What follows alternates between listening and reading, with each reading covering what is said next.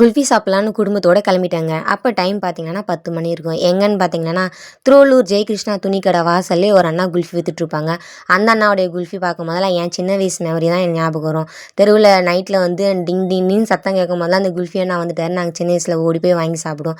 அந்த childhood memory தான் எனக்கு ரொம்பவே ஞாபகமாக இருக்கும். இந்த குல்ஃபி பாருங்கள், இது ரொம்பவே ஃபேமஸானது.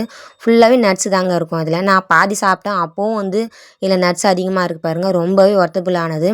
இந்த குல்ஃபியோட வெரைட்டி பற்றி இந்த அண்ணா சொல்கிறார் பாருங்கள். குல்ஃபி இது திங்கள் செவ்வாய் புதன் வந்து பாதம் முந்திரி பிஸ்தா மலாய், ராயன் வெள்ளி பாதம் முந்திரி பிஸ்தா அத்தி, ராயன் வெள்ளி, சனி ஞாயிறு பாதம் முந்திரி பிஸ்தா கருப்பட்டி இருக்குது, குல்கண்ட் இருக்குது, ரோஸ்.